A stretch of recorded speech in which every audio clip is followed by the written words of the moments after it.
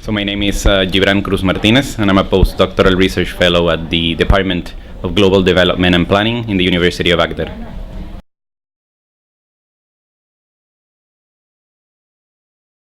So for me, poverty is the lack of capabilities that allows individuals to be and do what they really value, rather than this mainstream definition as poverty as a lack of income, as income deprivations.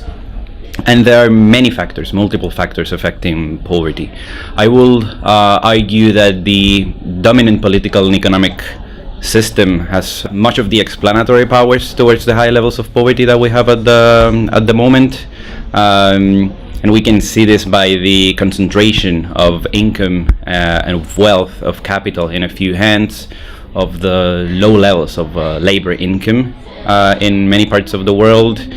Also, we can talk about the commodification of many aspects of our lives, and how many aspects of our life has become a commodity that, of course, if you don't have the income to access them, then you're deprived in many aspects.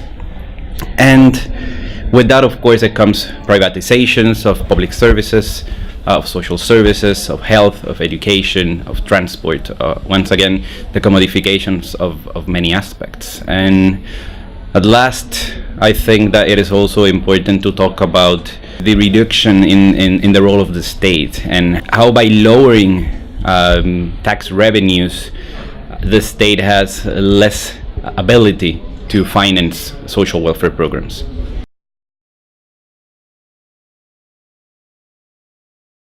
Well, first, of course, increase political participations of individuals, right?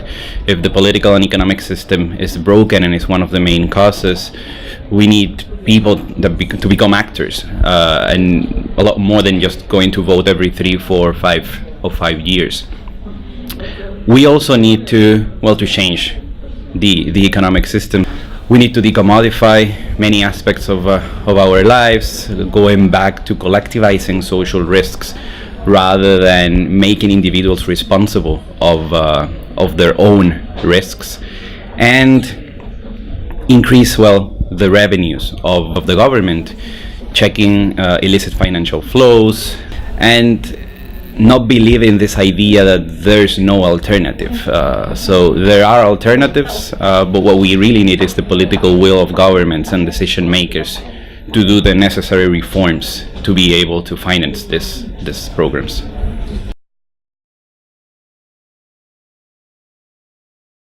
The SDGs, I think, they help to held accountable, right? The leaders that we choose as governors, as presidents, as mayors. And we have some goals that, we can say these governments were able to achieve them or not.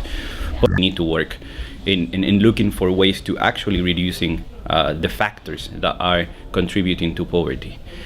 And in terms of the social protection floor, I think that the key question is, which type of social protection floor are we actually aiming for?